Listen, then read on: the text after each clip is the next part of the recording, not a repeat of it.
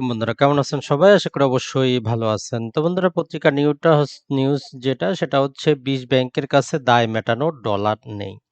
তা আসলে এই যদি আমরা জিনিসটা যদি বুঝতে চাই যে আসলে ব্যাংকগুলোর কাছে এত টাকা পয়সা, তারপরও পত্রিকায় কেন আসে যে তাদের কাছে বৈদেশিক মুদ্রা লেনদেন করার মতো টাকা পয়সা নাই।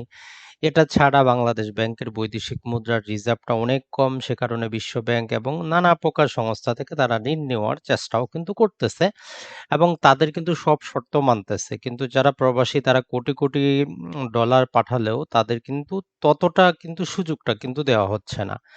তো আজকের আলোচনার বিষয় হচ্ছে আমাদের এই মূল জিনিসটা এলসি, লেটার অফ ক্রেডিট, যেটার উপর ভিত্তি করে ইন্টারন্যাশনাল রেটগুলো হয়ে থাকে। তো আমরা যদি এই যে ২০ ব্যাংকের কাছে দায় মেটানোর ডলার নেই, এখানে যদি আপনি ব্যাংকগুলো দেখেন এর মধ্যে একদম আপনার ভালো রেটিং যুক্ত ইসলামিক ব্যাংকও কিন্তু আছে।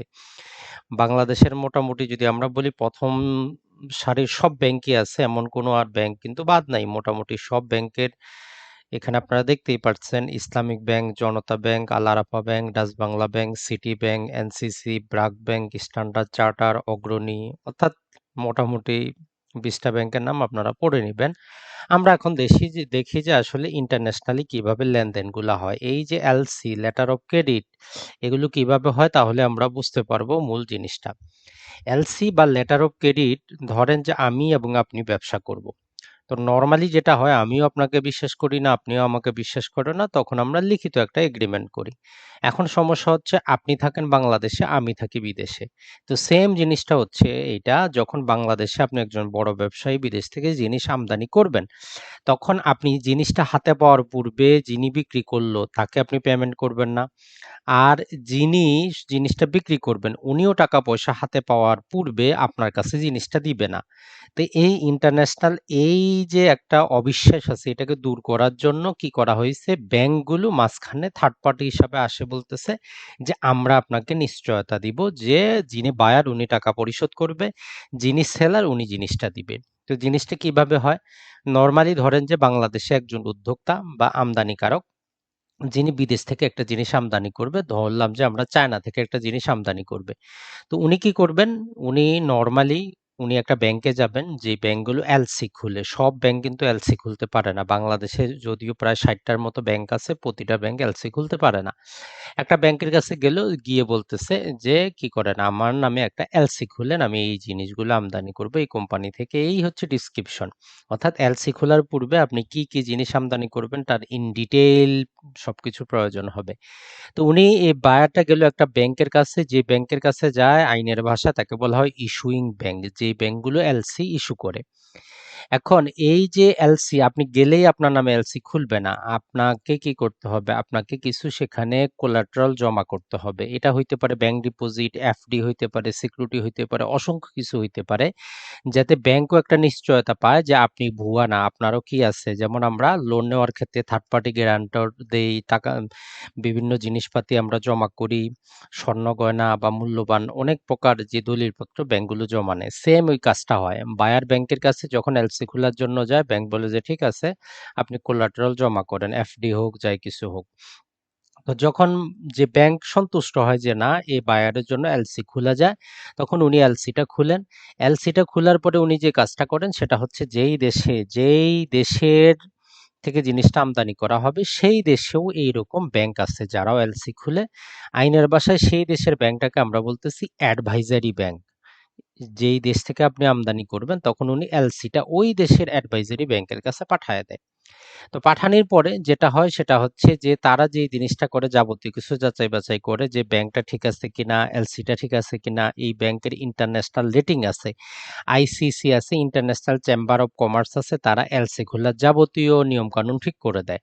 তো ব্যাংকগুলোর রেটিং যদি ভালো হয়, এখন ভালো রেটিং কখন হয়, এই পত্রিকার নিউজটা তখন হচ্ছে যখন এই ব্যাংকগুলো এখন যে দায় মেটানো পারতেছে না, এদের রেটিংটা খারাপ হয়ে যাবে।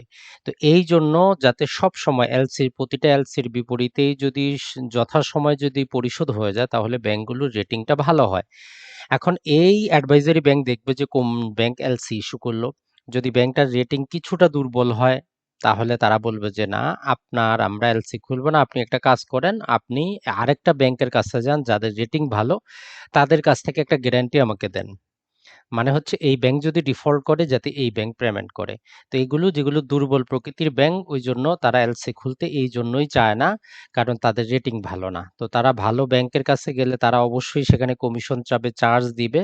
তো এই জন্য আপনি যে ব্যাংকে এলসি খুলবেন ভালো মানের রেটিং যুক্ত হলে সেখানে আপনি কি পারবেন, তাদের কম সার্ভিস চার্জে এলসি খুলতে পারবেন। কিন্তু যদি দুর্বল ব্যাংক হয় তখন আরেকটা ব্যাংক থেকে তাদেরকে গ্যারান্টি নিতে হয়, এই জন্য তা আপনার খরচটা কিন্তু বৃদ্ধি পাবে। তো যাই হোক, অ্যাডভাইজারি ব্যাংক তারা সন্তুষ্ট হলো যে ইস্যুই ব্যাংকের ক্রেডিট ভালো। আর যদি দুর্বল হয় অন্য একটা ব্যাংক কনফার্ম করে দিল যে ঠিক আছে আমি দিব, যদি উনি না দিতে পারে তখন এই অ্যাডভাইজারি ব্যাংক যেটা করে এই এলসিটা যেই সেলারের জন্য আপনি যার কাছ থেকে জিনিসগুলো আমদানি করবেন তাকে পাঠায় দেয় যাবতীয় ডকুমেন্ট সহ। যখন এই সেলার কি পাইলো, একটা অর্ডার পাইলো, যেমন বাংলাদেশে গার্মেন্টস সেক্টরে যেমন গার্মেন্টস যারা ক্রয় করে বায়ার এইরকম একই রকম ভাবে তখন বাংলাদেশি ব্যাংক কি করে যে গার্মেন্টস ফ্যাক্টরি মালিকদেরকে যে এত পিস অর্ডার আসছে।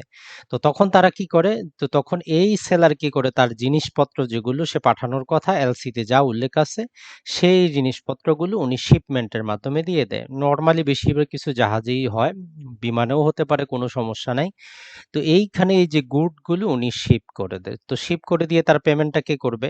তাহলে এইখানে আমরা যদি আরেকবার পিছন থেকে আসি, বায়ার কি করলো, একটা ব্যাংকের কাছে গেল, ব্যাংক থেকে সে এলসি খুললো, এলসিটা অ্যাডভাইজারি ব্যাংকের কাছে গেল, অ্যাডভাইজারি ব্যাংক সেলারের কাছে এলসিটা দিয়ে দিল, সেলার গুডগুলো শিপ করলো। তো শিপ করার পর যারা আমরা যদি বিভিন্ন স্ট্যাম্প অ্যাক্ট পড়ি, এটা ছাড়া নেগোশিয়েবল ইনস্ট্রুমেন্ট অ্যাক্ট পড়ি, সেখানে আমরা বিল অফ লেন্ডিং পাবো। সমুদ্রপথে যে জিনিসগুলো, অর্থাৎ আপনি যদি জাহাজে জিনিসপত্রগুলো দেন তারা একটা রসিদ দেয়, সেটাকেই নর্মালি আমরা বোঝার জন্য ধরে নিচ্ছি সেটাই হচ্ছে আমাদের বিল অফ লেন্ডিং। এখন এই এলসিটা তার কাছে আছে, বিল অফ লেন্ডিং আছে, এতগুলো অর্ডার পাইছি, জিনিসপত্র আমি পাঠাই দিছি, তো উনি তো ওনার পরিশোধের টাকা পরিশোধের জন্য কোথায় যাবে? তখন উনি এই যে একটা নেগোশিয়েটিং ব্যাংক বলে একটা ব্যাংক থাকে সেই ব্যাংকটার কাছে যাবে। এখন এই নেগোশিয়েটিং ব্যাংকের পরিবর্তে অ্যাডভাইজারি ব্যাংকও হতে পারে, এই দুটা ব্যাংক একই হইতে পারে, অর্থাৎ একই ব্যাংক একই সাথে অ্যাডভাইজারি হইতে পারে, একই সাথে নেগোশিয়েটিং হইতে পারে। যদি পৃথক হয় তার কাছে যাবে, জিনিসপত্র সবকিছু দিয়ে দিবে, এই যে নেগোশিয়েটিং যে ব্যাংক আছে সে পরিশোধ করে দিবে। অথবা যদি সেটা অ্যাডভাইজারি ব্যাংক হয়, অ্যাডভাইজারি ব্যাংক ওই সেলারকে টাকা পরিশোধ করে দিবে।